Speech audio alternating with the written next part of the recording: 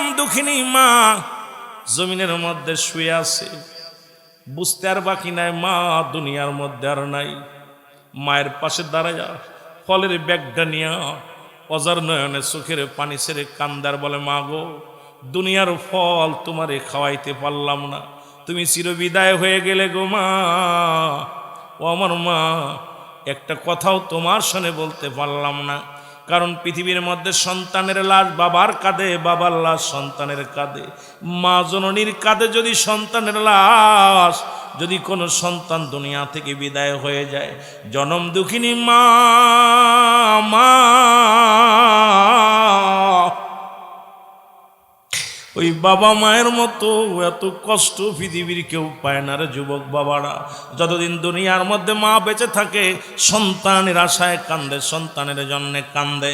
বাবা যতদিন দুনিয়ার মধ্যে থাকে সন্তানের কথা তার কলিজার মধ্যে বারবার লাগে। জোরে বলেন ঠিক কিনা? এ আমার ভাইয়েরা, আমার বন্ধুরা, আমার ঈসা আলাইহিস সালাম ডাকতে বলে, রব্বে কারীম,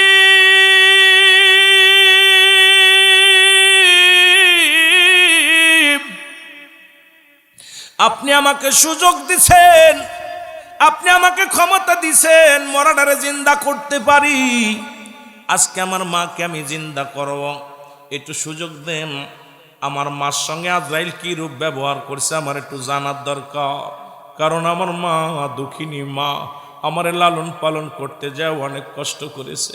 দুঃখিনী মা অনেক লাঞ্ছনা সহ্য করেছে, অনেক কলঙ্ক সহ্য করেছে। আমার মা কত মানুষের কত নিন্দা সহ্য করেছে রে আল্লাহ। আজকে আমি সেই মার সঙ্গে কথা বলতে চাই।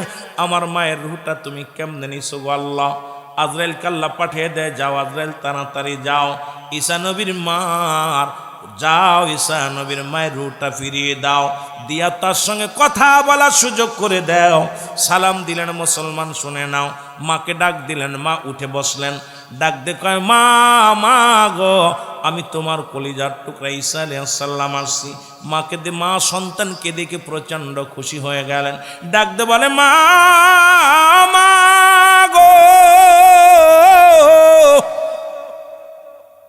আমি আগে জানতে চাই তোমার সঙ্গে আজরাইল কি রূপ ব্যবহার করছে গো? মা বলে, বাবা ঈসা, এই দুনিয়ার মধ্যে তোমার আনতে যায়, এই দুনিয়ার মধ্যে যত কষ্ট আমার রয়েছে তার চাইতে হাজার কষ্ট আমি পেয়েছি। আমার গায়ের সমস্ত অঙ্গ প্রত্যঙ্গ ব্যথা। আমার মন বলল আমার গা থেকে যেন জীবিত মানুষের চামড়াটা টান্দে সিরিয়া দুনিয়া থেকে নিয়ে গেছে। এর চাইতে বেশি কষ্ট রে বাবা আমি অনুভব করেছি। আমার নবীজি ঈসা আলাইহিস সালাম ডাক দে বলে, আজরাইল রে, আমার মার জানটা তুমি এত কষ্ট দিনিছো, কারণটা কি আমি জানতে চাই। এর আজরাইল আলাইহিস সালাম বলে, হুজুর,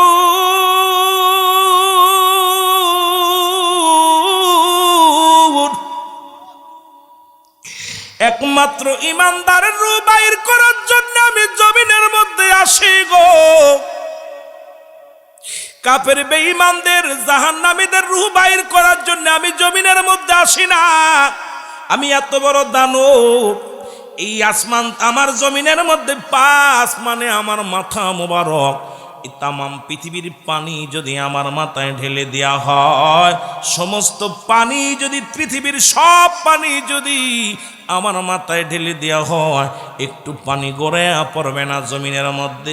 আমি এত বড় দানব।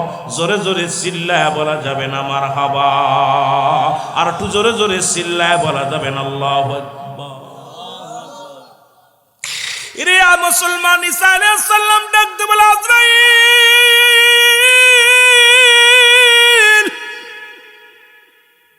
আগে বলো আমার মায়ের রূহটা তুমি কেমনে নিছো গো? ডাকতে বলে, ঈসা নবী ঈসা গো, মায়ের বুকে দুধ খাইতে খাইতে সন্তান যেমনি ঘুমায়া যায় এমনি আপনার মায়ের রূহটা বাইর করেছি। শুধু মাথার উপরে হাতখানা রেখেছিলাম, অতিও আসানে অতিও যত্নে আপনার মায়ের রূহটা বাইর করেছি। মা মরিয়াম ডাকতে বলে, আজরাইল রে, এই মৃত্যু যদি এত কঠিন হয়, যারা মরণের সময় পায়খানা করে দেয় যারা মরণের সময় প্রস্রাব করে দেয়, যারা মরণের সময় মুসলমান জিহ্বা বাইর হয়ে যায়, মরণের সময় চোখ দুটি বড় বড় হয়ে যায়, একটা অঙ্গ পড়ে যায়, তাদের মরণটা কত কঠিন হয়। আল্লাহ আল্লাহ আল্লাহ, জোরে জোরে চিল্লায় বলো আল্লাহু আকবার। এ জীবন জীবন নয়, এমন একটা জীবন আসবে যে দেশে গেলে মানুষের বিচার হয়, যে দেশে গেলে মানুষের হিসাব হয়, যে দেশে গেলে মানুষ আর কোনোদিন ফিরে আসে না। আমরা সেই দেশের যাত্রী, জোরে জোরে বলেন ঠিক কিনা? কোন দেশের যাত্রী? সেটা হলো কবর দেশের যাত্রী। ও মুসলমান, পৃথিবীর মধ্যে আসার একটা সিরিয়াল আছে, যার কোনো সিরিয়াল নাই। দেখা যায় দাদা জিন্দা, নাতি দুনিয়ার মধ্যে নাই, বাবা জিন্দা, সন্তান দুনিয়ার মধ্যে নাই। আইরে নিষ্ঠুর কবর, একবার তোমার ভিতরে গেলে দুনিয়ার কেউ নিতে চায় না আর খবর। আমার বন্ধুগণ, গভীর মনোযোগ। মানুষের দুইটা টাইমে মরণ হয়, একটা হলো রাতের বেলা, একটা হলো দিনের বেলা। একটা হলো দিনের বেলা, একটা হলো রাতের বেলা। ওরে মুসলমান শুনে নাও, দিন শুরু করেছে আমার রব্বুল আলামিন নামাজ দিয়ে, আগো রাত শুরু করেছে আমার আল্লাহ রব্বুল আলামিন নামাজ দিয়া। রাতের শুরু হলো মাগরিব। বান্দারে শুনে নাও, মাগরিবের 2-3 রাকাত ফরজ নামাজ তুমি আদায় করলা, সঙ্গে সঙ্গে তুমি হয়ে গেল আমার আল্লাহর গোলাম। এবার 2 রাকাত সুন্নাত নামাজ তুমি আদায় করলাম, সঙ্গে সঙ্গে তুমি হয়ে গেলে আমার নবীর প্রেমিক। এখন রাতের মধ্যে যদি তোমার মরণ হয়, তোমার মরণটা হবে আমার আল্লাহর গোলাম নবীর প্রেমিক। জোরে জোরে চিল্লায় বলেন মারহাবা। এখন সুন্নি বইলা দাবি করো ফরজও পড়ো না, সুন্নাতও পড়ো না। কেমন মুসলমান তুমি? শুনে নাও, শুনে নাও। কারণ রাসূলুল্লাহর কাছে 1 নাম্বার প্রিয় ছিল নামাজ, 1 নাম্বার প্রিয় ছিল নামাজ। যে কারণে আমার আল্লাহ রাব্বুল আলামিন দিন এবং রাত শুরুর মধ্যেই দিছে নামাজ। এরে মুসলমান, দিনের শুরু হলো মুসলমান ফজর। ফজর 2 রাকাত সুন্নাত নামাজ তুমি আদায় করলা, সঙ্গে সঙ্গে হয়ে গেল তুমি আমার রাসূলের প্রেমিক। 2 রাকাত ফরজ নামাজ যখন আদায় করলা, সঙ্গে সঙ্গে তুমি হয়ে গেল আমার আল্লাহর গোলাম। এখন দিনের মধ্যে যদি তোমার মরণ হয়, তোমার মরণটা হবে আমার আল্লাহর গোলাম রাসূলের প্রেমিক। জোরে জোরে চিল্লায় বলা যাবে না মারহাবা।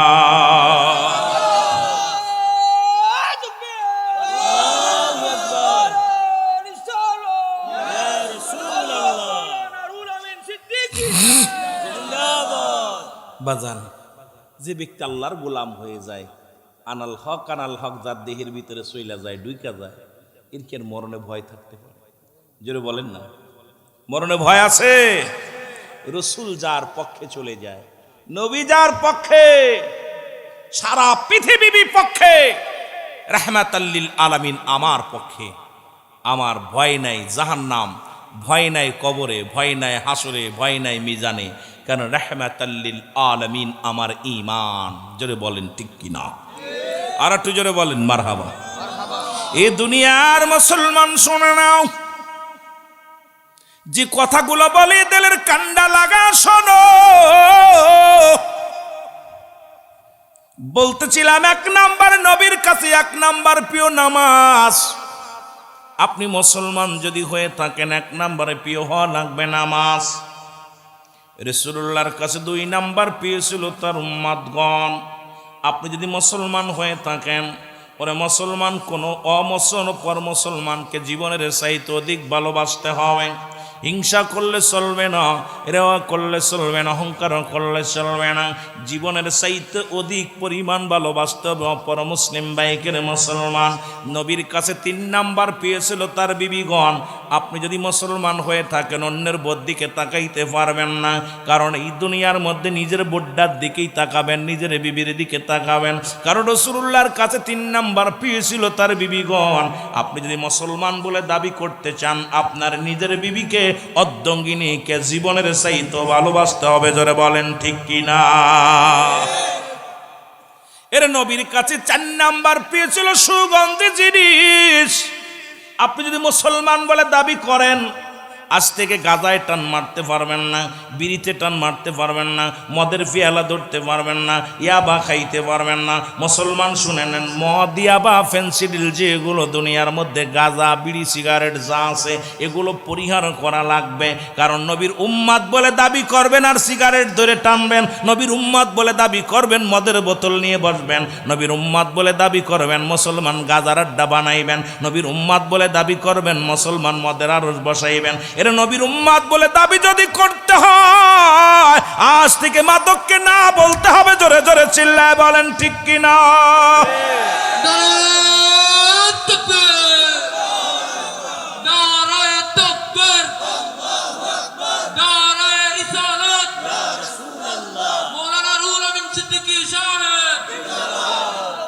আহা, এমনি আর সাহেব কেবলা বলে যান নাই, বাঁচাও ইমান বাঁচাও দেশ। সাহেব কেবলার দেশের মধ্যে জুলুম ব্যভিচার চলবে, দেশকে বাঁচাতে হবে, ইমান বাঁচাতে হবে। জোরে বলেন ঠিক কিনা?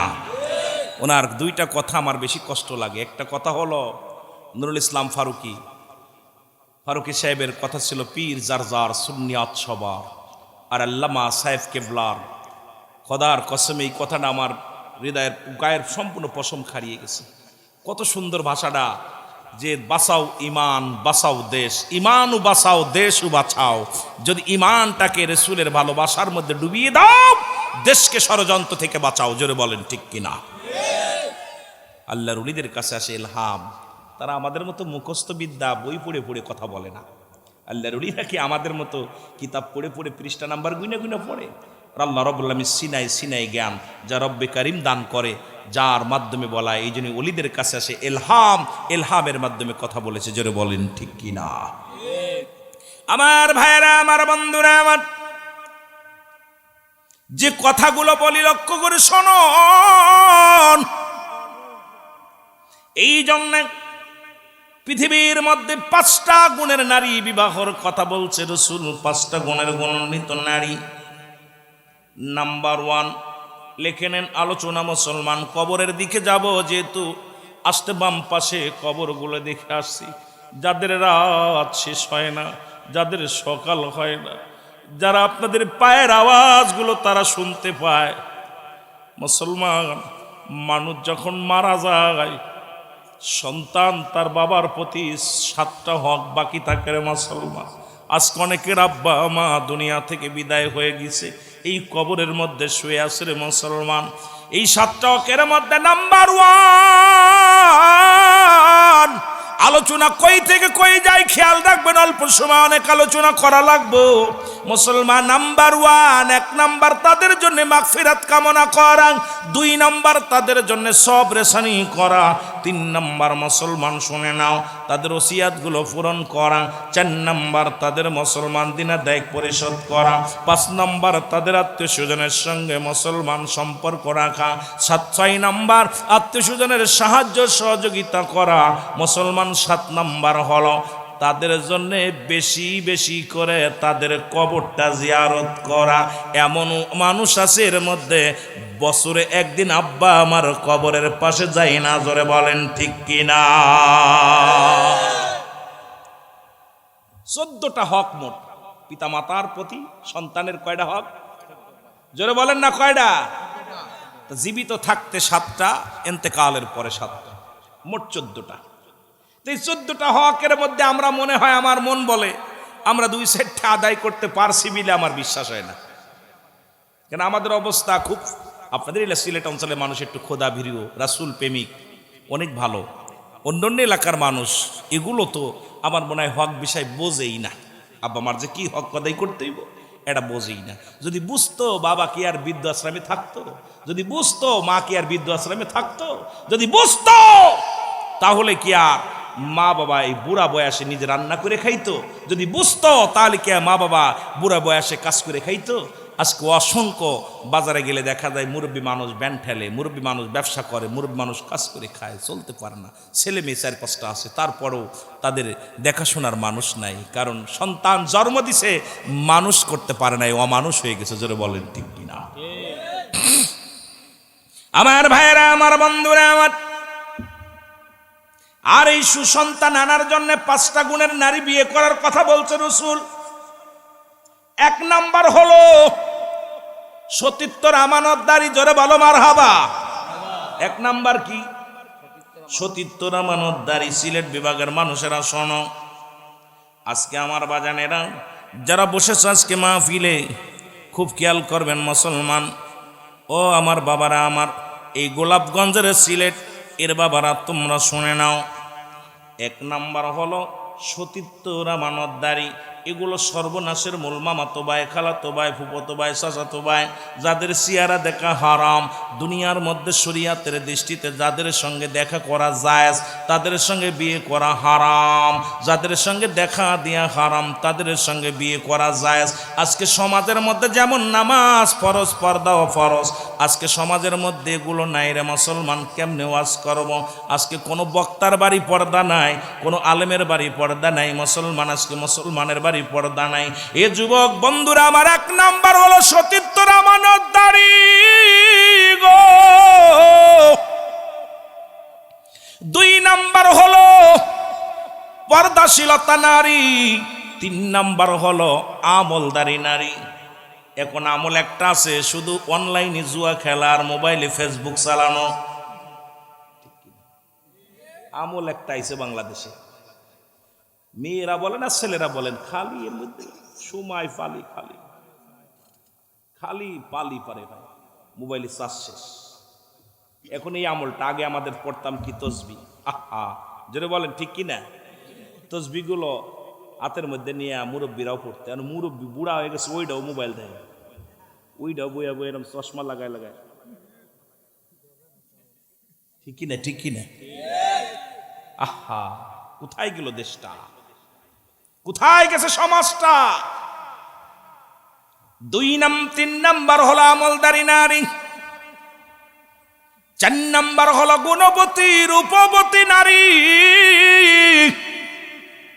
যদি কোনো গুণবতী রূপবতী নারী বিয়ে করতে পারো, খোদার কসম করে বলি, 80 বছর তুমি লন্ডন থাকো, 20 বছর তুমি লন্ডন থাকো, আয়া দেখবা যেমনি বউ রেখে গেছো এমনি পাবা।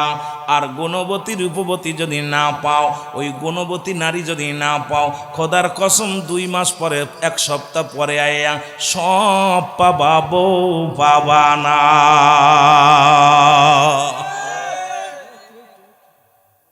ঠিক কিনা? ঠিক কিনা? গুণবতী রূপবতী নারী, যে 5টা গুণ ছিল মা আমেনার ভিতরে, গাউসে পাকের বাবার মায়ের ভিতরে ছিল, এই 5টা গুণের গুণান্বিত। 5 নাম্বার হলো আদর্শবান বাবা মায়ের সন্তান।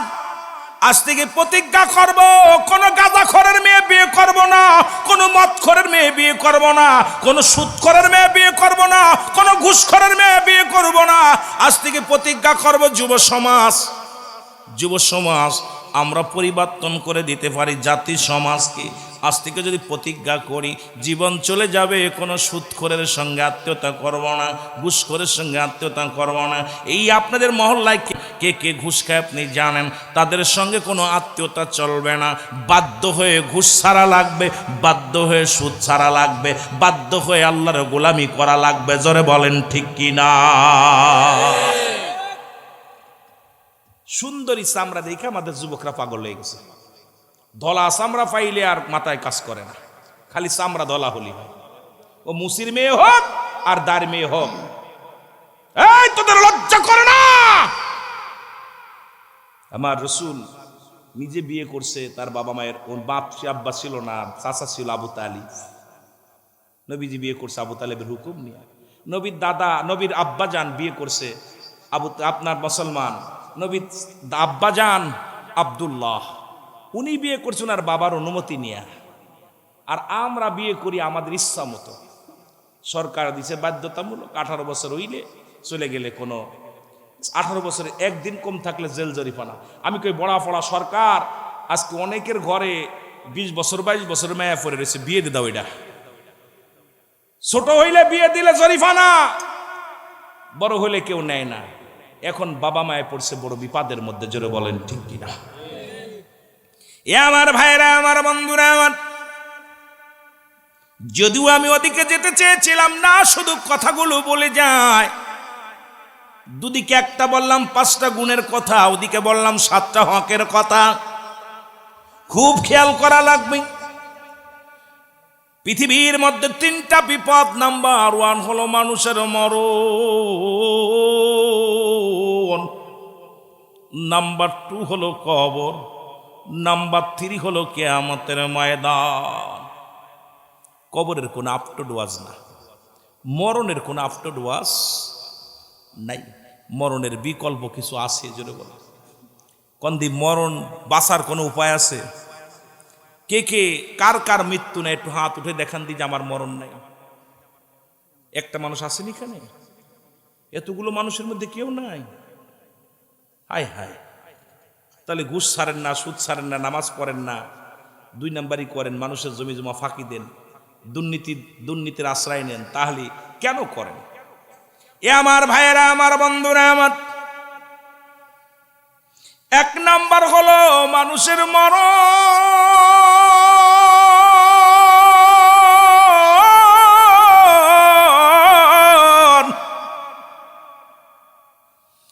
এই মরণের কথা বলতে গেলে মরে পড়ে যায় রে। আল্লামা মুফতি আমজাদ আলী সাহেব একটা কিতাব লেখলেন, কিতাবের নাম বারে শরিয়াত। এই কিতাবের মধ্যে উনি লেখলেন, দুনিয়ার মানুষ শোনো, মানুষ যখন সাধারণ মৃত্যুবরণ করে 70টা তাজা উটের গায়ের চামড়া জবাই না করিয়া উল্টো দিকে টান দিয়া লবণ আর মরিচ লাগা দিলে যতটুকু যন্ত্রণা হয়,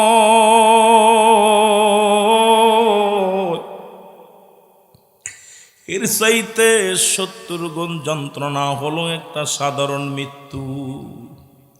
এখন যারা আমরা মরণকালে পায়খানা করে দিই, মরণকালে যারা প্রস্রাব করে দেয়, মরণকালে অনেকের চোখ দুটি বড় বড় হয়ে যায়, মরণের সময় অনেকের জিহ্বা বাইর হয়ে যায়। ইমাম সাহেবকে জিগাইবেন, যারা মায়াতের গোসল করায় তাদের জিগাইবেন, মরণের সময় অনেকের জিহ্বা বড় হয়ে গেছে, এই জিহ্বাটা ভিতরে দেওয়া সম্ভব হয় নাই, চোখ দুটি বন্ধ করা সম্ভব হয় নাই, একটা অঙ্গ বেঁকা হয়ে গেছে, পায়খানা প্রস্রাব পর্যন্ত করে দিছে, তাদের মরণটা কত কঠিন হয়, জোরে বলেন ঠিক কিনা?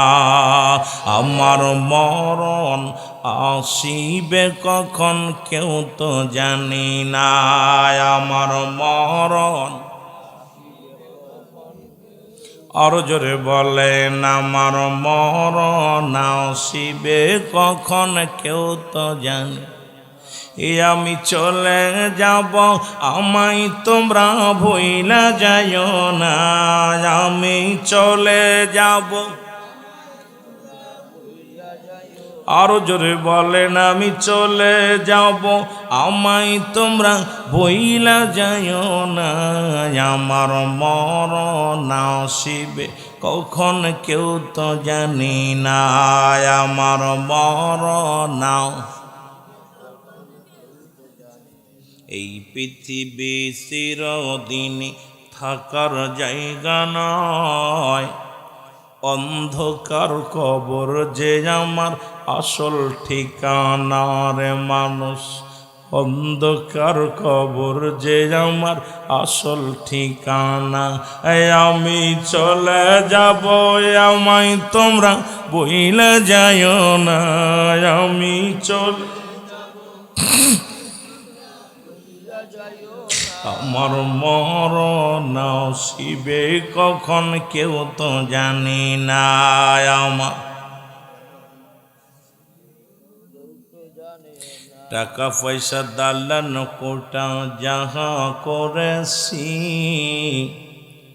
সব কিছু ফেলাইয়া আজি একাই চলেছি রে আমি সব কিছু ফেলাইয়া আজি আমি যাবার বেলায় ভেবে দেখি আমার কেহ নাই আমি যাবার কালে ভেবে দেখি নাই আমার মরণ এ দুনিয়ার মুসলমান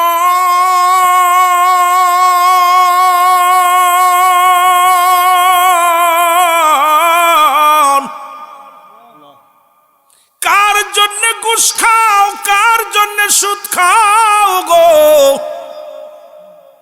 কার জন্য দুনিয়ার মধ্যে মানুষকে ঠকাইলাম পৃথিবীর প্রথম কাপড় পরিধান করেছো তুমি অন্যের সাহায্যে আবার জীবনের শেষ কাপড় পরিধান করব অন্যের সাহায্যে এই গোরস্থানে যারা শুয়ে আছে সবারই কাফন দাফন অন্যের সাহায্য নিয়ে লাগছে রে মুসলমান নিজের পোশাক নিজে পরে কেউ যেতে পারে নাই আপনার পোশাক আপনি পরে যেতে পারবেন না কার জন্যে ঘুষ খাও কার জন্যে সুদ খাও কার জন্যে মুসলমান বড় বাড়ি বানাইলাও কার জন্যে তুমি মানুষকে ঠগাইলাও এই পৃথিবীর মধ্যে কিচ্ছু বলতে কিচ্ছু থাকবে না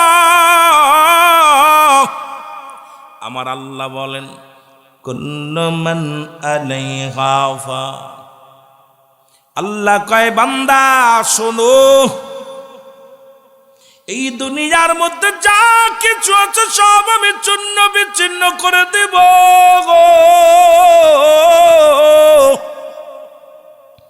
এই জমিনের মধ্যে যত মাটি আছে সব মাটিগুলো পুড়ে তামা হয়ে যাবে কুল্লু মান আলাইহা ফান সব শেষ এত কষ্ট করে 1 বছর ধরে মাহফিল সাজাইছেন আজকে ফজরের আজানের আগেই হয়তো কুল্লু খালাস সব শেষ ঠিক কিনা কথা বলেন না রব্বুল আলামিন ডাক দিয়ে বলে বান্দা শোনো এই জমিনের মধ্যে যা কিছু আছে সব কিছু চূর্ণ বিচ্ছিন্ন হয়ে যাবে গো এই জমিনের মধ্যে মাটিগুলো পুড়ে তামা হয়ে যাবে এই জমিনের মধ্যে যত পানি আছে সব পানি পুড়ে ছাই হয়ে যাবে পৃথিবীর মধ্যে 3 ভাগ পানি 1 ভাগ মাটি এই মাটিগুলো পুড়ে হয়ে যাবে তামা কত মানুষে ঠগাইলা কত মানুষের জমি দখল করে নিলাম ওরে মুসলমান নিজের বোনকে ফাঁকি দিলাম নিজের মেয়েকে ফাঁকি দিলাম ছেলের লেখা দিলাম ওরে মোল্লা 3 হাত 3.5 হাত মাটি তোমার একমাত্র ঠিকানা কত মানুষ তার ওয়ারেস ফাঁকি দিয়া দুনিয়া থেকে চলে গেছ গো একবারও কি চিন্তা করো না এই জমিনটা আমার থাকবে না এই জমিনের মধ্যে কিছু নিয়ে আমি যেতে পারবো না এই দুনিয়ার মুসলমান শুনে নাও এই তার সারা পৃথিবী যেদিন চূর্ণ বিচ্ছিন্ন করে দিবে রব্বে কারিম গো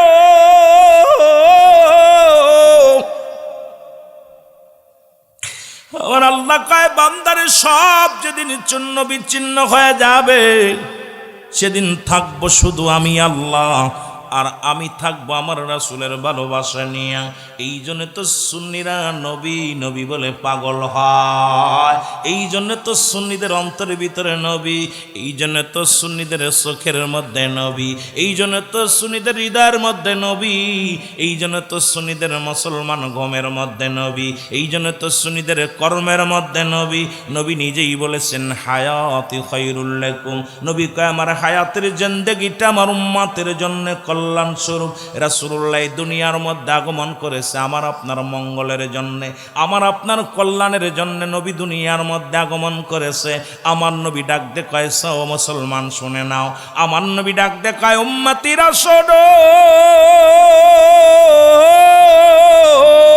আমি নবী দুনিয়ার মধ্যে আগমন করলাম, আমার উম্মতের সঙ্গে কথাবার্তা বললাম, আমার উম্মতের সঙ্গে চলাফেরা করলাম, আমার উম্মতের সঙ্গে যেমনি সংসার করে এমনি আমি করলাম, উম্মতের সঙ্গে উম্মতিরা যেমনি মুসলমান এই জীবন যাপন করে আমি এমনি করলাম। এই জন্য আমার দেশের কিছু মৌলবী সাধু ভাইয়েরা বলে নবীও মানুষ আমরাও মানুষ, নবীরা হলো গুনাহ থেকে মুক্ত, আমরা গুনায় যুক্ত। এর মুসলমান নবীরা হলো মাসুমের মাসুম, আমরা হলাম গুনাহমার্কা মানুষ। এই গুনাহমার্কা মানুষ হইয়া নবীর সঙ্গে মেশাল দেয়।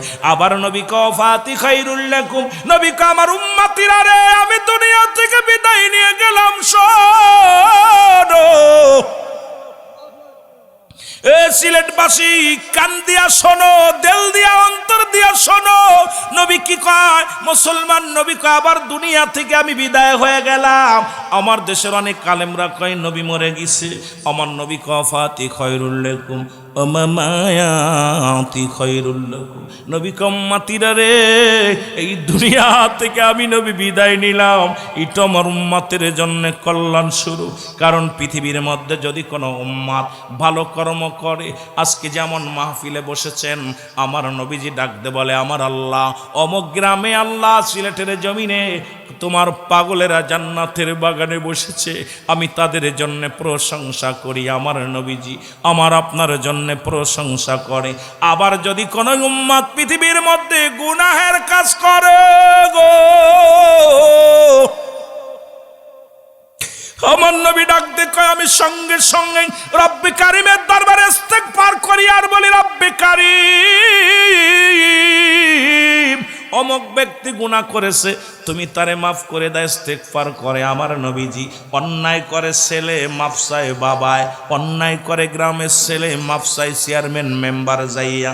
এমন নবীর উম্মত হইলাম, ভুল করি আমি ক্ষমা চায় আমার নবী। এই নবীর পক্ষে থাকার দরকার আছে কি না?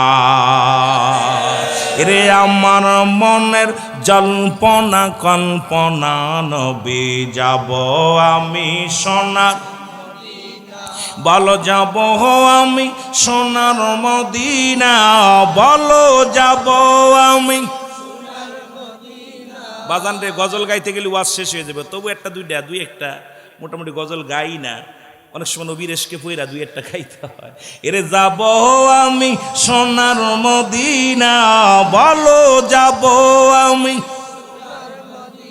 এরে আমার মনের জল্পনা কল্পনা, নবী যাব আমি সোনার, বলো যাব আমি সোনার মদিনা, বলো যাব আমি। এরে আমার মনের জল্পনা কল্পনা, নবী যাব আমি। এই নবীজি কেউ ভালোবাসি, মনটাই আমার অনেক খুশি। নবীজি কেউ ভালোবাসি, মনটাই আমার। ওরে নবীজি কেউ ভালোবেসে তৃপ্তি মেটে না, বলো নবীজি কেউ ভালোবেসে না গো, যাব আমি সোনার, বলো যাব আমি সোনার মদিনা, বলো যাব আমি। ইনি আমার মনের জল্পনা কল্পনা, নবী যাব আমি সোনার। এই নবীর প্রেমে এত জাদু, ডাকিলে মনে হয় মধু। নবীর নামে এত জাদু, ডাকিলে মনে হয় মধু। এই মধু কোথাও মেলে না, বলো এই মধু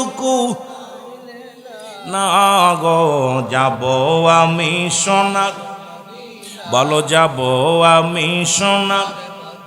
রে আমার মনের জল্পনা কল্পনা, নবী যাব আমি।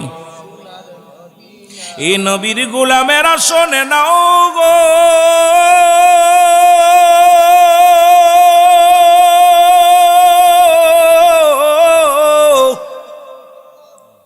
কেন বলি নবীর প্রেম? কারণ নবী লাগবে কবরে, নবী লাগবে হাসরে, নবী লাগবে মিজানে, নবী লাগবে ফুলসিরাতে, নবী লাগবে ইয়াউমাল কিয়ামতের ময়দানে। নবীর প্রেম ভালোবাসা যার অন্তরে নাই তার ঈমান বলতে কিচ্ছু নাই। নবীর প্রেম ভালোবাসা যার অন্তরে যতটুক তার মুসলমান ঈমান বলতে ততটুক। আজকে নবীর ভালোবাসা মুসলমান শুনে নাও, শুনে নাও। এর যে নবীজির উম্মত হইয়া বিনা দরখাস্তই বিনা চাওয়ায় এমন নবীর উম্মত হতে পারলাম, আমরা শুকরিয়া আদায় করি। কারণ অন্যান্য নবীগণ আফসোস করেছে আখের নবীর উম্মত হওয়ার জন্যে, আমরা বিনা দরখাস্তই সেই নবীর উম্মত হইলাম। ও দুনিয়ার মুসলমান, দিলের কান্ডা লাগা শোনো।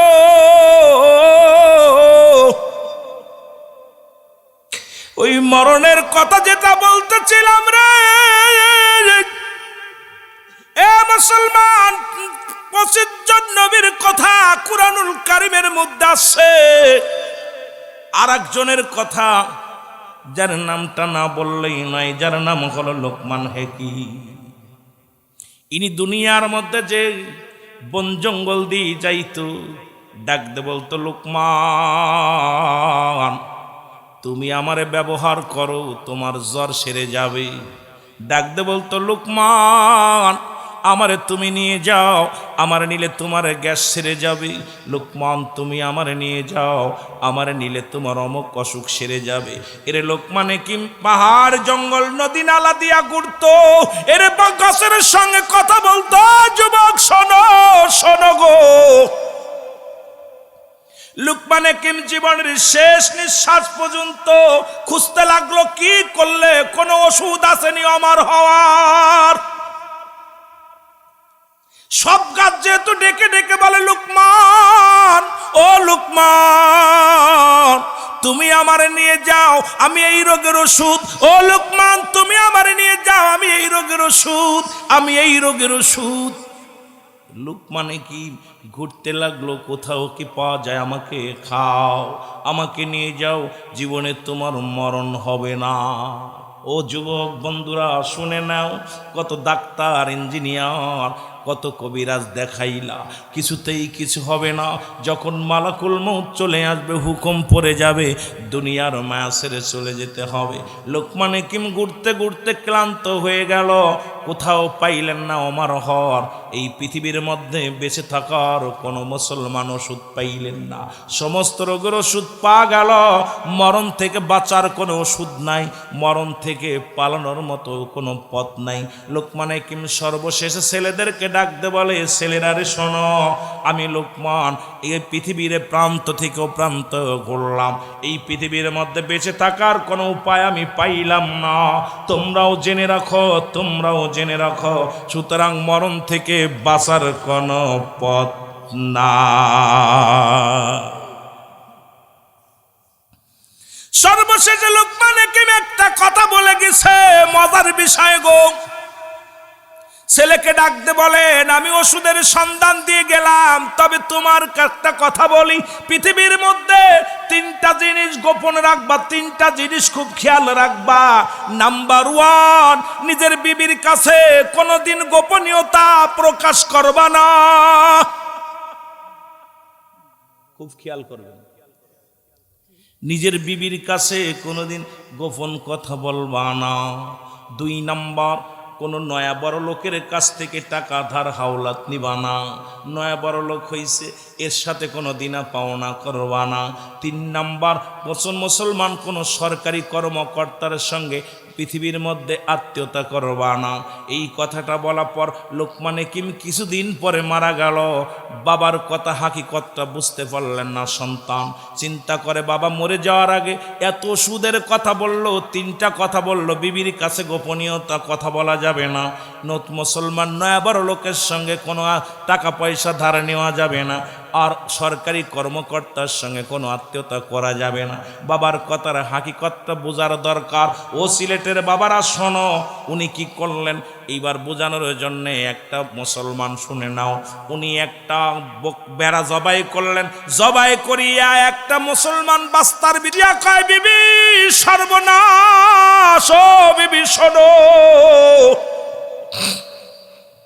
এক লোকের সঙ্গে আমার দ্বন্দ্ব বেঁধে যায়, তাকে হত্যা করেছি, হত্যা করে বস্তার মধ্যে ভরেছি, এখন তুমি তাড়াতাড়ি মাটি করো, লুকায় রাখতে হবে।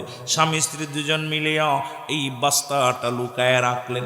এদিকে মুসলমান ওই নয়া বড় লোকের কাছ থেকে লোকমান হাকিম কিছু ধার নিলেন, কিছু দেনা পাওনা করলেন। বড় লোক, নয়া বড় লোক, আয়াত তো টাকার গরম। ও মুসলমান শোনো, এর নয়া বড় লোক দেখবেন তারা পা মারতে দেয় না, কারণ মনে হয় অতীতে তারা কোনোদিন গরিব ছিল না। কথার ধারণ বদলে যায়, তাদের ব্যবহার বদলে যায়। রে মুসলমান শুনে নাও, শুনে নাও, তাদের আচরণ বদলে যায়। এই নয়া বড় লোক আইয়া, এ মুসলমান শোনো শোনো, কিছু টাকা ধার নিলেন, লুকমানের সঙ্গে হট্টগোল শুরু হয়ে গেল। ওদিকে মুসলমান লুকমান সরকারি লোক, লুকমানের ছেলে সরকারি কর্মকর্তার সঙ্গে আত্মীয়তা করলেন। ও যুবক, এই লোকটার সঙ্গে কথা কাটাকাটি যখন এক পর্যায়ে শুরু হয়ে গেল, লোকমানের ছেলে বস্তু একটা দা নিয়ে ওনাকে হত্যা করার জন্য আগাইলেন। বিবি কয়, স্বামীরে একবার একটা হত্যা করে ঢেকে রাখছেন, আবার এরেও কি হত্যা করবেন? কথা কি বুঝছেন?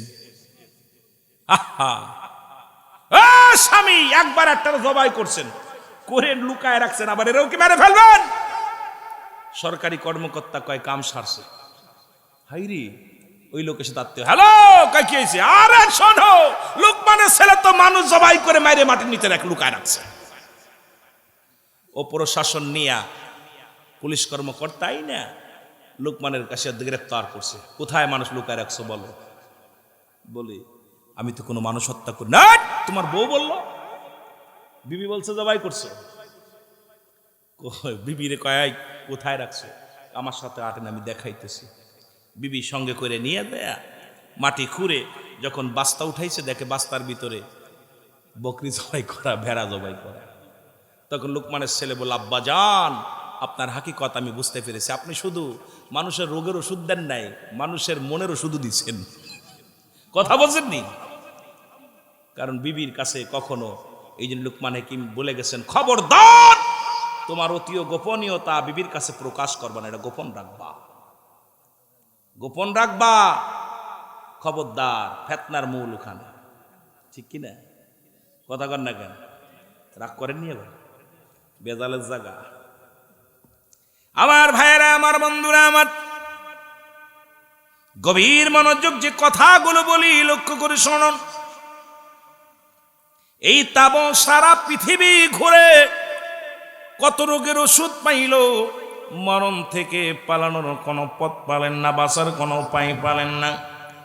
আর এই ইমানদারের মৃত্যু হয় 70টা তাজাও মুসলমান ইমানদারের মৃত্যু হয়। আটা গুলায়া খামির বানায়া এর ভিতরে যদি একটা চুল পড়ে, চুলটা যেরকম টান দিয়ে বাইর করলেন অনাসে বাইর হয়ে যায়। ইমানদারের মৃত্যুটা তেমনি হয়, ইমানদারের মরণটা খুব আসানে হয়। তার প্রমাণ মুসলমান শুনে নাও, সেই মরণটা কত কঠিন হয়। ও যুবক, ঈসা ইবনে মরিয়াম, মরিয়াম আলাইহিস সালাম ডাক দে বলে, ঈসা রে বাবা, ঈসা ও বাবা, দুনিয়ার মধ্যে আমার বড় ফলমূল খাইতে ইচ্ছা করে, আমার জন্য কিছু ফল নিয়ে আসো। ঈসা নবী চলে গেলেন ফল আনতে। এমন সময় আজরাইল আলাইহিস সালাম মরিয়াম আলাইহিস সালামের ঘরের মধ্যে ঢুকলেন। সালাম দা, আসসালামু আলাইকুম মরিয়াম। মরিয়াম বলে, ওয়ালাইকুম আসসালাম। আপনি কে? বলে, আমি মালাকুল মউত, আমি আপনার কাছে আসছি আপনার রুহটা নেওয়ার জন্যে। মরিয়াম ডাক দেখায়, মালাকুল মউত রে, এইমাত্র আমার কলিজার টুকরা সন্তান বাজারে গেছে ফল আনার জন্যে, একটু সময় দাও, একটু সময় দাও, কারণ এই দুনিয়ার মধ্যে আমার বাঁচার, আমি বাবা আমি মা সব সান্ত্বনা আমার কলিজার টুকরা সন্তানের দিই, একটু সময় দাও, তুমি আমার রুহটা একটু পরে বাইর করো। আজরাইল কয়, মরিয়াম সময় নাই, সময় নাই, আমি সময় দিতে পারবো না, কারণ রব্বে কারিম আপনার রুহটা বাইর করতে বলেছে এখনই, আর মাত্র কয়েক সেকেন্ড সময় আছে। মরিয়াম আলাইহিস সালাম ডাক দে কয়, আজরাইল রে একটু ধৈর্য ধরো। কয়, ধৈর্য ধরা যাবে না, আপনি কি ভয় পান মউতকে? কয় না। তাহলে কেন আপনি দেরি করতে বলেন? এবার মরিয়াম আলাইহিস সালাম কয়, ও আজরাইল, যদি দেরি না সহ্য হয় তাহলে তুমি আমার রুহটা বাইর করে নিয়ে যাও। সঙ্গে সঙ্গে আজরাইল আলাইহিস সালাম মরিয়াম আলাইহিস সালামের রূহটা বাইর করে নিয়ে গেলেন। ঈসা আলাইহিস সালাম ফিরে আসলেন, বাড়ি আসলেন, এসে তাকে জনম দুঃখিনী মা জমিনের মধ্যে শুয়ে আছে। বুঝতে আর বাকি নাই মা দুনিয়ার মধ্যে আর নাই। মায়ের পাশে দাঁড়ায়া ফলের ব্যাগটা নিয়া অজার নয়নে চোখের পানি ছেড়ে কান্দার বলে, মা গো, দুনিয়ার ফল তোমারে খাওয়াইতে পারলাম না, তুমি চিরবিদায় হয়ে গেলে গো মা। ও আমার মা, একটা কথাও তোমার সঙ্গে বলতে পারলাম না, কারণ পৃথিবীর মধ্যে সন্তানের লাশ বাবার কাঁধে, বাবার লাশ সন্তানের কাঁধে, মা জননীর কাঁধে যদি সন্তানের লাশ, যদি কোনো সন্তান দুনিয়া থেকে বিদায় হয়ে যায়, জনম দুঃখিনী মা মা ওই বাবা মায়ের মতো এত কষ্ট পৃথিবীর কেউ পায় না রে যুবক বাবারা। যতদিন দুনিয়ার মধ্যে মা বেঁচে থাকে সন্তানের আশায় কান্দে, সন্তানের জন্যে কান্দে। বাবা যতদিন দুনিয়ার মধ্যে থাকে সন্তানের কথা তার কলিজার মধ্যে বারবার লাগে। জোরে বলেন ঠিক কিনা? এ আমার ভাইয়েরা, আমার বন্ধুরা, আমার ঈসা আলাইহিস সালাম ডাকতে বলে, রব্বে কারীম,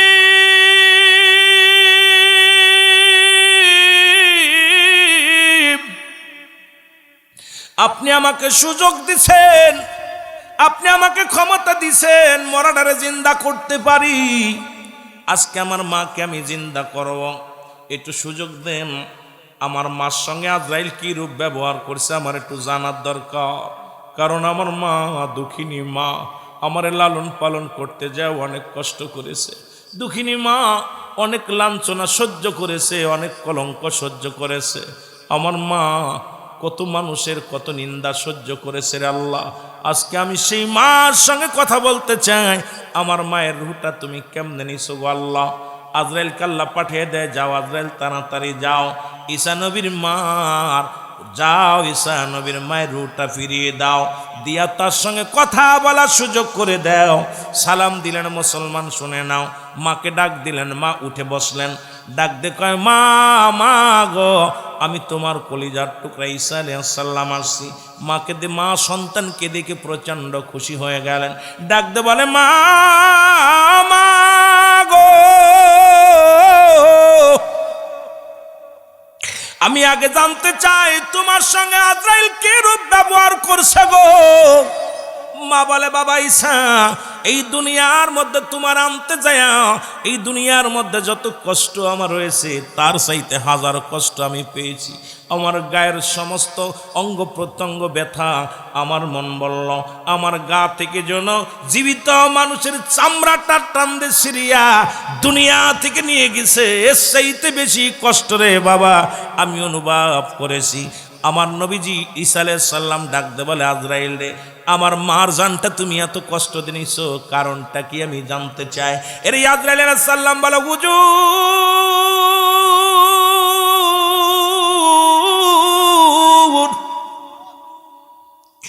একমাত্র ইমানদারের রূহ বাইর করার জন্য আমি জমিনের মধ্যে আসি গো। কাফের বেঈমানদের জাহান্নামীদের রূহ বাইর করার জন্য আমি জমিনের মধ্যে আসি না। আমি এত বড় দানব, এই আসমান আমার জমিনের মধ্যে পাস মানে আমার মাথা মোবারক, এই তামাম পৃথিবীর পানি যদি আমার মাথায় ঢেলে দেওয়া হয়, সমস্ত পানি যদি পৃথিবীর সব পানি যদি আমার মাথায় ঢেলে দেওয়া হয়, একটু পানি গড়ে পড়বে না জমিনের মধ্যে। আমি এত বড় দানব। জোরে জোরে চিল্লায় বলা যাবে না মারহাবা, আর একটু জোরে জোরে চিল্লায় বলা যাবে না আল্লাহু আকবার। রে মুসলমান, ঈসা আলাইহিস সালাম ডাকতে বলে, আজরাইল,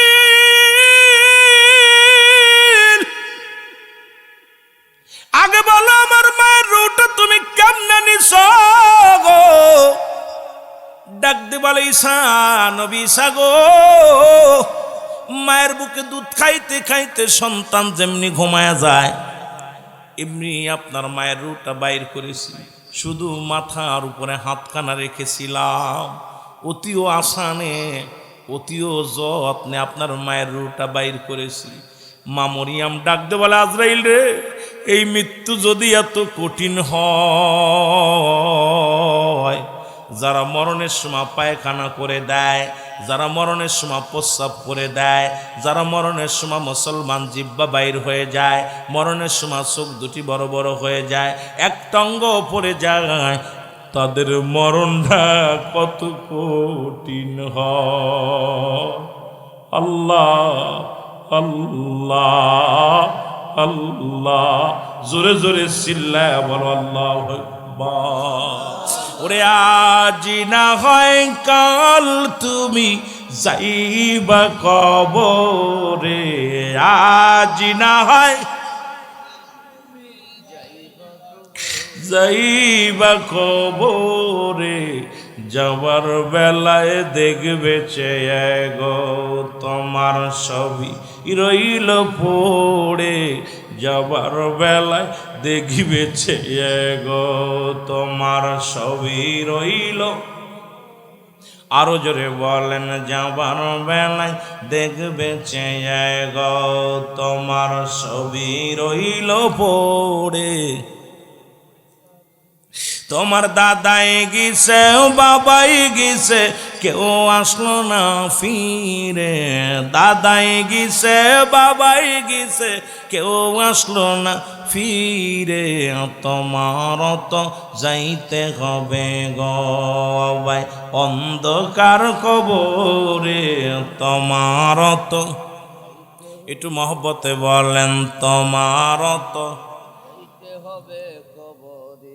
ও ভাই আজি না হয় কাল তুমি, আজি না হয় যাইবা কবরে, যাবার বেলায় দেখবে চেয়ে গো তোমার ছবি রইল, যাবার বেলায় দেখবে ঘর করলাম বাড়ি করলাম জায়গা করলাম জমি করলাম সবই যাইবাসে রে, যেদিন আজরাইল ধরা দিবে রে ভাই অন্ধকার কবরে, যেদিন আজরাইল।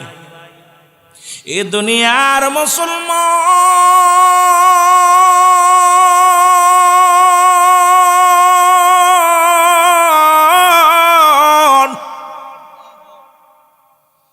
আদম আলাইহিস সালাম থেকে শুরু করে আমার নবী রাহমাতুল লিল আলামিন পর্যন্ত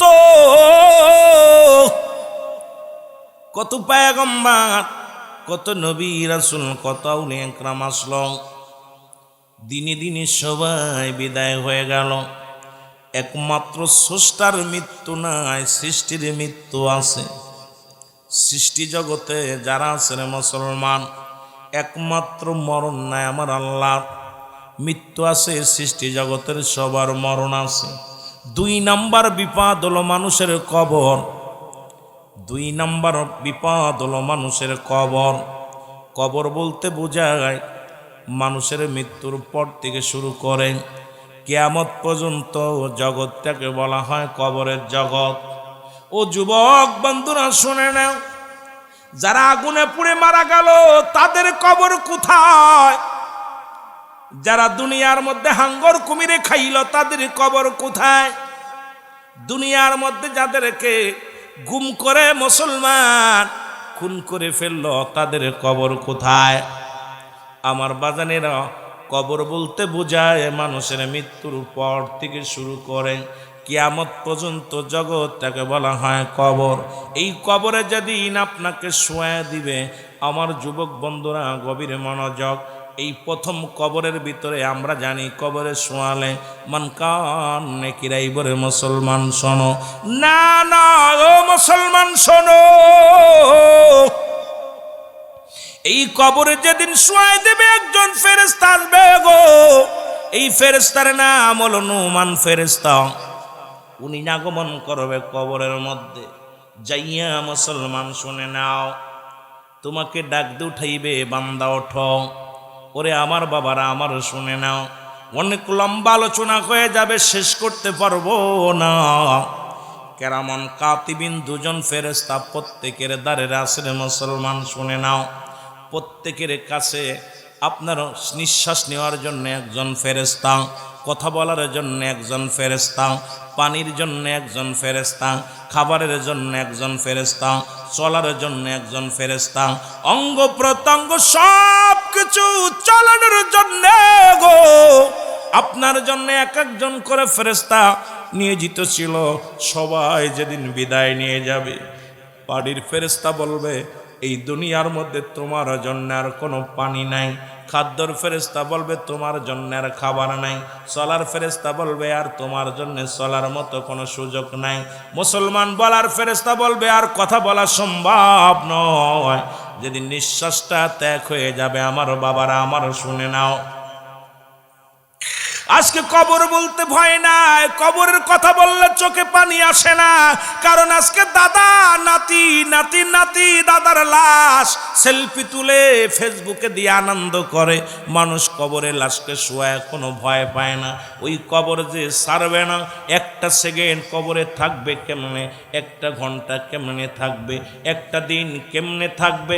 ও মুসলমান একবার বসে বসে ভাবো, ওই কবরটা আপনি কেমনে ঘুমাইবেন, যেখানে কোনো আলো নাই, যেখানে কোনো বাতাস নাই, যেখানে কোনো বিছনা নাই, যেখানে কোনো বন্ধু নাই বান্ধব নাই, সেই ঘরটা আপনি কেমনে থাকবেন একবার চিন্তা করিয়া বোঝেন রে মুসলমান। ও আমার যুবক বন্ধুরা শোনো, আমার বাবার একটু দিলের কান্ডা লাগাও শোনো। এবার ডাক দে বলবে বান্দা ওঠো। মুসলমান দুখানা কাগজ হাতের মধ্যে, মুসলমান এ যুবক নোমান ফেরেশতার হাতের মধ্যে দুই টুকরা কাগজ থাকবে। ডাক দে বলবে বান্দা এই নাও, তাড়াতাড়ি লিখে দাও। দেখবে 40 বছর, 50 বছর, 80 বছরের জিন্দেগি কত আমল করেছিলাম, কত রাকাত নামাজ পড়েছিলাম, কত রোজা রাখছিলাম, কত সৎ পথে চলেছিলাম, কোথায় কোরআন তেলাওয়াত করেছিলাম, কোথায় মাহফিলে বসেছিলাম। দুনিয়ার ভালো কর্মগুলো বান্দা দেখবে, চোখ দিয়া দেখবে। দেইকা বান্দা বলবে এত এত আনন্দিত হবে রে। বান্দা তখনও বুঝতে পারে না রে ওনার যে বিচার। ও যুবক ডাকতে বলবে বান্দা লিখে দাও, তাড়াতাড়ি লিখে দাও। যার যার আমল নামা তার লেখা লাগবে। কেরামন কাতিবিন যেটা লিখে রাখছে রে যুবক শুনে নাও, ওদিন টিপসই চলবে না। মুসলমান শুনে নাও, বলা যাবে না আমি লিখতে পারি না। যার যার আমল নামা তার লেখা লাগবে। ডাক দে বল বান্দা লিখে দাও, আর দেরি করো না, তাড়াতাড়ি লিখে দাও। বান্দা বলবে আমি লিখবো কেমনে, আমার কাছে তো কোনো কলম নাই। বান্দা ডাক দে বলবে মুসলমান শোনো শোনো, ডাক দে বলবে আমার কাছে কোনো কলম নাই, আমি কেমনে লাগবো। ওরে মুসলমান শোনো, নুমান ফেরেশতা ডাক দে বল বান্দা তোমার ডান হাতের শাহাদাত আঙ্গুল মুবারক হলো কলম।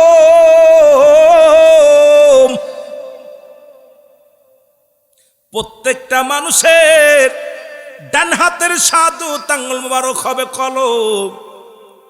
এই আমি পায়ে ধরে বলে যায়, এই হাত দিয়ে ঘুষের কারবার করিস না, এই হাত দিয়ে সুদের কারবার করিস না, এই হাত দিয়ে হারাম জিনিস ধরিস না, এই হাত দিয়ে গান বাজনায় টাকা দিস না, এই হাত দিয়ে মুসলমান পতিতালায় টাকা দিস না, এই হাত দিয়ে হারাম উপার্জন করিস না।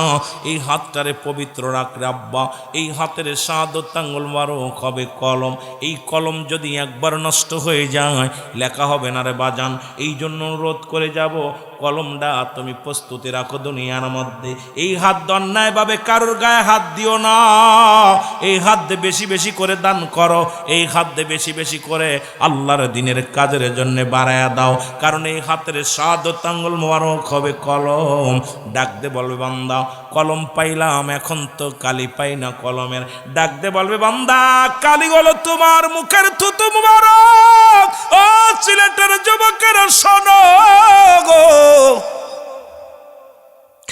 নোমান ফেরেশতা ডাক দে বল বান্দা কালি হলো তোমার মুখের থুতু মুবারক।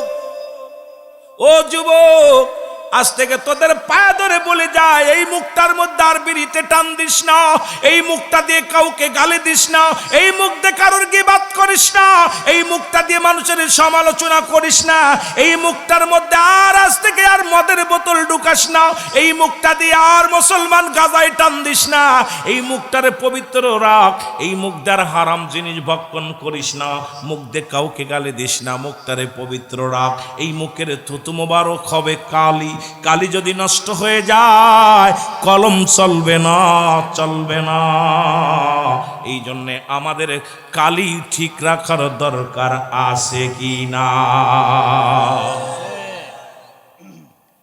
আব্বারে পায়ে ধরে যাই, অনুরোধ করি মুখটারে পবিত্র রাখ, এই মুখ দিয়ে কাউকে গালি দিস না। রাসূল তো নিজেই বলছে, দু পায়ের মধ্যবস্তু আর দু গালের মধ্যবস্তু, এই দুইটা যে ব্যক্তি জামিনদার হবে আমার কাছে, অপচয় করবে না, আমি নবী তার হাত ধরে জান্নাতে নিব। সুবহানাল্লাহ বলেন না? আসতে কইবেন নি? একটা হলো পুরুষ লিঙ্গ স্ত্রীলিঙ্গ, আর একটা হলো দু গালের মধ্যবস্তু জিহ্বা। একমাত্র স্বামী স্ত্রী ব্যতীত আর কোথাও যাবে না। স্বামীর আমানত অন্য কোনো পুরুষকে দেখাবে না, স্ত্রীর আমানত অন্য কোনো মহিলার কাছে যাবে না। এই দুইটারে যে ব্যক্তি কন্ট্রোল রাখতে পারবে আর জিহ্বাটারে কন্ট্রোল করতে পারবে, মুখটারে, রাসূলুল্লাহ তার হাত ধরে জান্নাতে নিবে। সুবহানাল্লাহ বলেন না? আর একটু জোরে বলেন, পারবেন রাখতে? মিথ্যার কারখানা আইছে, হ্যালো কই আছেন? কই তো আমি এই তোদের বাড়ির কাছে। হ্যালো কই আছেন? কই আমি তো ঢাকা শহরে চলে আসছি রে দোস্ত। দেখা যায় ঘরের ভিতরে শুয়ে আছে। জোরে কোন ঠিক কিনা? মিথ্যার একটা কারখানা দেশে বাইরে হয়েছে। এই মোবাইল ফোন আইয়া দেশটারে দেশে শেষ কইরা। আর এই ফোনটা যে দেখে সে যদি কয়, সে যত বড় পীর হোক, ও যদি বলে যে আমি ফেরেশতা, আমি কইটা বন্ড। যে টাচ মোবাইল ব্যবহার করে ও যদি কোনো ল্যাংটা ছবি দেখে নাই, ও যদি কয় যে আমার জীবনে আমি ল্যাংটা ছবি দেখি নাই, আমি কব ওদের মতো চোর বাটপাড়ার পৃথিবীতে কেউ নাই। জোরে বলেন ঠিক কিনা? আওয়াজ আসতে হয় কেন? এই জন্য আমি কই আলেম ওলামা এগুলো ব্যবহার না করে উত্তম। এর মধ্যে এমন কিছু নষ্ট বেহায়াফানা ছবি আমার নিজেরই ধিক্কার দিতে মনে হয়। এটু মধ্যেই ল্যাংটা ছবি, কি অবস্থা! চোখের জিনা। এই মালবীর, আলেমরা, যদি কোনো আলেম সাহেব কয় আমি ল্যাংটা মানুষ দেখি না, আমি কই ওর মতো বাটপার, ওদের মতো চোর আর পৃথিবীতে কেউ নাই। জোরে কোন ঠিক কিনা? চোখের জিনা থেকে বাঁচবে কেমনে? বাঁচার মতো পথ দেখতেছি না যে অবস্থা। কবরে কেমনে হিসাব দিব? কবরে হিসাব দেওয়ার মতো পথ পাইতেছি না। জোরে বলেন ঠিক কিনা? আমার কালো ময়নারে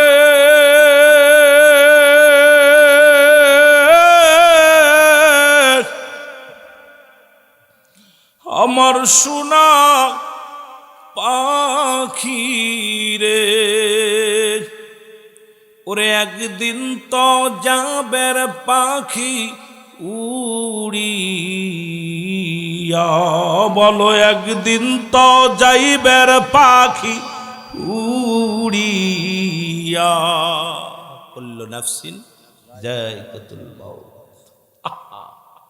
বাসার মতো তো কোনো পথ দেখতেছি না। কোরআনের সব আয়াত অস্বীকার করেন, একটা আয়াত অস্বীকার করার মতো ক্ষমতা কারোর আছে? এসপি, ডিসি, মন্ত্রী কথা বলেন না কেন? পারবেন বাঁচতে? আওয়াজ আসে না কেন? ডাক্তার কবিরাজে লন্ডন আমেরিকা নিলে, আমাদের হাদি বাইরে নিয়ে গেল কোথায়, তাড়াতাড়ি ইমার্জেন্সি, আয় হায় শান্তলা শুয়ে চলে আসে। এই মালাকুল মউত যখন ধরবে, এক সেকেন্ড আগেও না, এক সেকেন্ড পরেও না, ঠিক কি না? আল্লাহ আল্লাহ।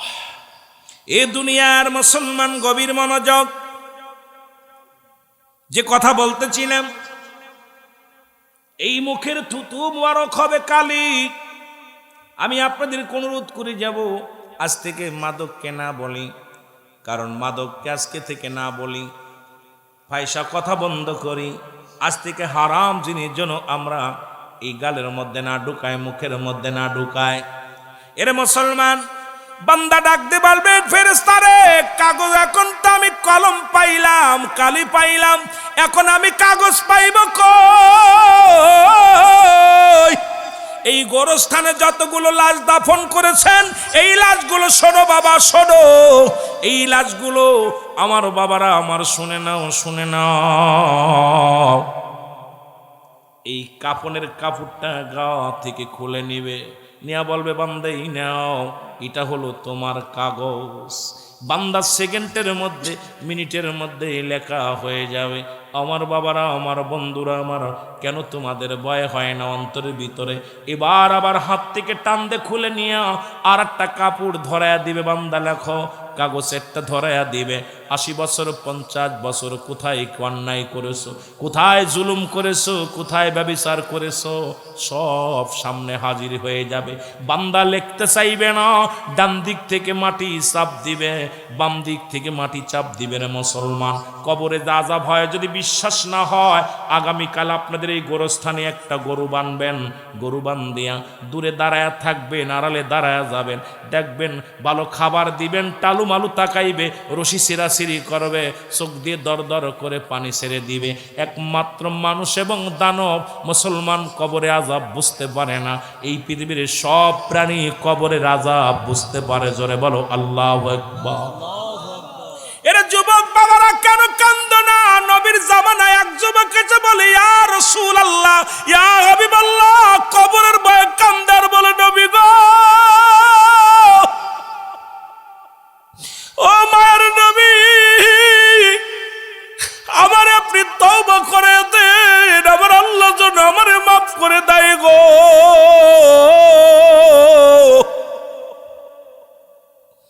যুবক কান্দার বলে, নবী গো, আমার আল্লাহ কি আমারে মাফ করব? আমার আল্লাহ কি আমারে মাফ করব? আমার নবী ডাক দে কয়, যুবক রে, তওবা কর, তওবা কর, তওবাকারীর গুনাহ আল্লাহ মাফ করে দেয়। পৃথিবীতে যত গুনাহ করেছিস সব গুনাহ আমার আল্লাহ মাফ করে দিবে, তওবা কর। যুবক বলে, ইয়া রাসূলুল্লাহ, ইয়া হাবিবাল্লাহ, আমার মন বলে আমি তওবা করলেও আমার গুনাহ মাফ হবে না, আমি এত বড় পাপী, এত বড় গুনাহগার নবী গো। আমার নবী ডাকতে কয়, যুবক, কে এমন অপরাধ করেছেন রে, কে এত বড় অন্যায় করেছেন রে?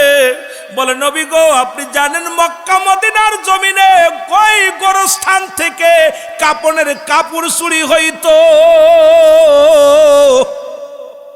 খুব খেয়াল করবি, সিলেটের যুবকরা একটু খেয়াল করবি। ডাক দিয়ে বলে, নবী গো, মক্কা মদিনার কবর থেকে কাপনের কাপড় হারায়া যেত। নবী গো, আপনি কি শুনছেননি? কয় হ। হায় রে, মানুষ এত নিষ্ঠুর হয়, জীবনের শেষ সম্বল 3 টুকরা কাপড়, জীবনের শেষ সম্বল 5 টুকরা কাপড়, এইটা মানুষ পরিধান করে কবরে যায়, এইটা মানুষ কেমনে তার গা থেকে খুলে নেয়? নবীজি কষ্ট পাইলেন, বলে, ইয়া রাসূলুল্লাহ, ইয়া হাবিবাল্লাহ, ওই মক্কা মদিনার জমিনে ওই কাপনের কাপড় চুরি হতো। নবী গো, ওই কাপড় অন্য কেউ চুরি করতো না, ওই কাপড়গুলো আমি যুবক চুরি করতাম। এ যুবকেরা শোন, একটু খেয়াল করে। আল্লাহর নবী বলে, যুবকরা, দুনিয়ায় কি আর কোনো কাজ পাও না? আইরে জীবনের শেষ সম্বল এই কাপড়খানা তুমি চুরি করলা। নবী কয়, তওবা কর, তওবা কর, যদি আমার রব্বে কারিম মাফ করে দেয়, বেশি বেশি করে তওবা কর। যুবক বলে, ইয়া রাসূলুল্লাহ, ইয়া হাবিবাল্লাহ, নবী গো, আমার মন বলে আমার আল্লাহ আমারে মাফ করব না, আমি এত বড় পাপী, আমি এত বড় গুনাহগার, এত বড় পাপী, আমার মন বলে আমার রব্বে কারিম আমারে মাফ করব না। আমার নবী বলে, যুবক রে, ও যুবক, জীবনে এত কি বড় গুনাহ করছো?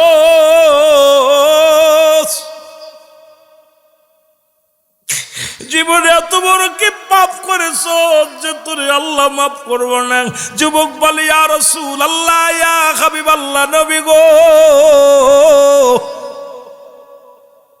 এই দুনিয়ার মধ্যে এত বড় পাপী আমি, এত বড় গুনাহগার, আমি আপনারে কি করে বোঝাবো নবী গো? ইয়া রাসূলুল্লাহ, ইয়া হাবিবাল্লাহ, মক্কা মদিনার জমিনে অনেক দিন যাবত কোনো মানুষের মরণ হয় না, অনেক দিন হয়ে গেল মানুষও মরে না, আমিও কাফনের কাপড় চুরি করতে পারি না, আমারও ব্যবসা ভালো হয় না নবী গো, আমি কি করলাম? ইয়া রাসূলুল্লাহ, ইয়া হাবিবাল্লাহ, আমিও পেরেশানির মধ্যে আছি, কারণ কোনো মানুষ মৃত্যুবরণ করে না, আমিও কাফনের কাপড় চুরি করতে পারি না, আমারও ব্যবসা ভালো হয় না। হঠাৎ নবী গো পাশের প্রতিবেশী মহল্লার মধ্যে একটা মেয়ে মানুষ মারা যায়, অনেক সুন্দরী এক নারী মারা গেল। ইয়া রাসূলুল্লাহ, ইয়া হাবিবাল্লাহ, ওই জানাজায় আমি শরীক হলাম, ওর কাফন দাপনে শরীক হলাম। যখন তারে দাপন করিয়া সব মানুষ যখন ঘরে ফিরে গেল, ইয়া রাসূলুল্লাহ, ইয়া হাবিবাল্লাহ, নবী গো, যখন সব মানুষগুলো চলে গেল, আমি অপেক্ষা আছি কখন রাত নেমে আসবে, কখন কাফনের কাপড় চুরি করব। যখন সব মানুষগুলো চলে গেছে নবী গো, গভীর রাত হয়ে গেল, রাত যখন নির্জন হয়ে গেল, যার যার ঘরে যার যার মতো ঘুমায় পড়ো। আমি আস্তে আস্তে করে গোরস্থানে গেলাম, গোরস্থানে যাইয়া কবরের মাটি খনন করলাম, কবরের মাটিগুলো সরাইয়া ভিতরে প্রবেশ করলাম, করিয়া ইয়া রাসূলুল্লাহ, ইয়া হাবিবাল্লাহ, ওই কবরের ভিতরে মেয়েটার গা থেকে কাপড়টা আমি খুলে নিলাম, নিয়া যখন কবর থেকে যখন উঠতেছিলাম, কে যেন আমার ভিতর থেকে ডাক দে বলে, যুবক রে, সারা জীবন সারা জীবন সারা জীবন তুমি কাফনের কাপড় চুরি করলা। ও যুবক, আজকে তাকায় দেখো, যার কবরের ভিতরে প্রবেশ করেছো এত সুন্দরী নারী। যুবক রে, আজকে অন্যায় কর, অন্যায় কর, দুনিয়ার কেউ দেখবে না, কেউ তোরে বাধা দিবে না, এই মেয়ের সঙ্গে তুই অন্যায় কর। ইয়া রাসূলুল্লাহ, ইয়া হাবিবাল্লাহ, যখন আমি ওই মেয়েটার মুখের দিকে তাকাইলাম, রূপ যৌবন দেখে আমি পাগল হয়ে গেলাম, সঙ্গে সঙ্গে মেয়ের সঙ্গে আমি জিনায় লিপ্ত হয়ে গেলাম। ইয়া রাসূলুল্লাহ, ইয়া হাবিবাল্লাহ, নবী গো, যখন আমি জিনা শেষ করে কবর থেকে কাপড় নিয়ে উত্তোলন হইলাম, উঠে আসলাম নবী গো, কবর থেকে একটা শুনতে পাইলাম, ডাকতে বলে, যুবক, আমি সতী নারী ছিলাম, আজকে তুমি আমার সনে অন্যায় করলা, আমার সনে অন্যায় করলা। শুনে রাখো, শুনে রাখো, আল্লাহর কসম করে বলি, তোমারও মরা লাগবে, তোমারও দুনিয়া থেকে বিদায় হওয়া লাগবে। আমি তোমাকে অভিশাপ দিয়ে গেলাম, আল্লাহর আদালতে তোমার ধরা পড়তে হবে, আমার রব্বে কারিম তোমারে ছাড়বে না। ইয়া রাসূলুল্লাহ, ইয়া হাবিবাল্লাহ, আমি যখন বাড়ি আসলাম, বাড়ি আসিয়া এই আওয়াজটা বারবার আমার কানে ভেসে আসলো, ডাকতে বলে, যুবক রে, তুমি আমার সনে অন্যায় করলা, আমি অসহায়, তোমারে বাধা দিতে পারলাম না, তোমাকে আমি বাধা দিতে পারলাম না, আমার সামনে অন্যায় করলা, আমি আল্লাহর আদালতে মামলা দিলাম, আমার আল্লাহ যেন কোনো দিন তোমারে মাফ করে না। আমরা জাহিলা জামানায় শুনেছিলাম, আর বাংলাদেশে আজ 3 বছর আগে ঢাকা মেডিকেল কলেজ হাসপাতালে, চট্টগ্রাম মেডিকেল কলেজ হাসপাতালে, যারা মিডিয়ার বাবারা আসো ভালো করে লেখে নাও, মিথ্যা বললে জিব্বা কেটে নিবা।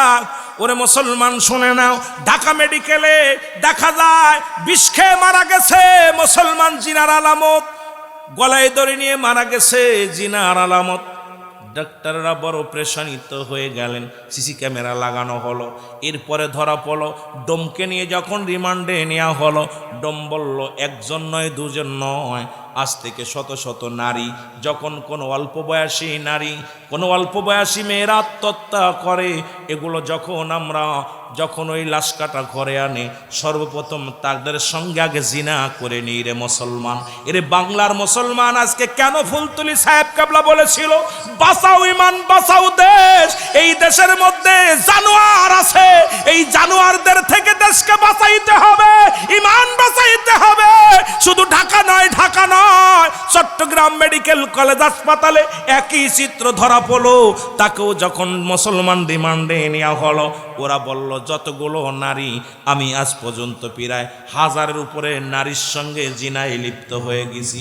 কারণ এই দুনিয়ার মধ্যে যেটা আমেরিকা হইলে মেনে নিতাম, ভারত হলে মেনে নিতাম, পৃথিবীর অন্য রাষ্ট্র হলে মেনে নিতাম, যেখানে বাংলাদেশ এও মুসলমান ওলি আল্লাহদের দেশ, সেই দেশে মরা মানুষের সঙ্গে জিনা হয়, সেই দেশে মরা মানুষের সঙ্গে মর্গে জিনা হয়। আজকে কেন বলেছিল বারবার আমার মনে পড়ে সাহেব কেবলার কথা, বাঁচাও ইমান বাঁচাও দেশ, সাহেব কেবলার নির্দেশ।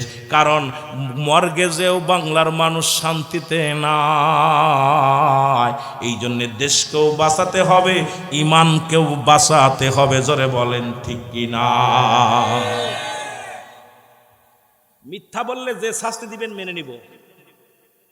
ঢাকায় মেডিকেল কলেজ হাসপাতালে একের অধিক বলল সুন্দরী নারীগুলো আসলে আগে তাদের সঙ্গে জনফিরে নি। আহা, আমার বোন, আমার মা, আমার ভাই, আমার বোনেরা মরাও শান্তি নাই বাংলাদেশে। আল্লাহ যে আমাদের গজব দেই নাই, করোনা দিছিল, আল্লাহ তো আমাদের শেষ করে দিন, এটাই শুকরিয়া আদায় করেন। ওলি আল্লাহর খাতিরে আল্লাহ আমাদেরকে দয়া করছে, ওলিদের খাতিরে, আল্লাহর মাহবুব বান্দাদের খাতিরে আল্লাহ আমাদেরকে ভালো রাখছে। একদম শেষ করে দেওয়া উচিত, লূত আলাইহিস সালামের মতো একদম চির বিদায় করে দেওয়া উচিত ছিল আমাদেরকে। কত বড় জানোয়ার হলে যে অমুসলিম রাষ্ট্রে এটা হলে মেনে নিতাম, কিন্তু বাংলাদেশ মুসলিম রাষ্ট্র, যেখানে অসংখ্য আল্লাহর ওলি, শুধু এক শাহ আপনার সিলেটের জমিনে 360 জন এক জায়গা, ঠিক কিনা? আরো জোরে বলেন ঠিক কিনা? আর সেই জমিনে তোমরা পাপ করো। আমার ভাইয়েরা, আমার বন্ধুরা, আমার যুবক বলি, ইয়া রাসূলুল্লাহ, ইয়া হাবিবাল্লাহ, আমার আল্লাহকে আমাকে মাফ করবে, আল্লাহ রাব্বুল আলামিন কি আমারে মাফ করবে নবী গো? নবী বলে, যুবক রে, তুমি এত বড় অন্যায় করেছো, যে অন্যায় করেছো তুমি আমার সামনে থেকে সরে যাও, কারণ আমি তোমাকে দেখতে চাই না, কারণ তোমার আমার সামনে থেকে সরে যাও, তুমি এত বড় অপরাধী। যুবক বলে, ইয়া রাসূলুল্লাহ, ইয়া হাবিবাল্লাহ, ওদিন থেকে আমি খাইতে পারি না, ঘুমাইতে পারি না নবী গো, আমারে কি আল্লাহ মাফ করব? যুবকরে আমার নবী তারা দিলেন, তুমি আমার কদম থেকে দূরে চলে যাও। যুবক চলে গেলেন, 40টা দিন অঝার নয়নে কাঁদলেন, চোখের পানিগুলো ফেলায়া ফেলায়া চোখ দিয়া পানি পড়তে পড়তে গা হয়ে গেল। মুসলমান শুনে নাও, শুনে নাও, এই যুবকটা কি করলেন? অবশেষে এলহাম পাইলেন, যুবক রে, তোর চোখের পানি জমিনের মধ্যে পড়েছে, রব্বে কারিম তোরে ক্ষমা করে দিছে। ওরে মুসলমান ক্ষমা পাইলেন, রাসূলুল্লাহর কদমের মধ্যে আসলেন। আমার নবীজি সঙ্গে সঙ্গে মুসলমান কয়, যুবক রে, তুমি কেন আবার আসছো? বলি, ইয়া রাসূলুল্লাহ, আমাকে আপনি তওবা করে দেন।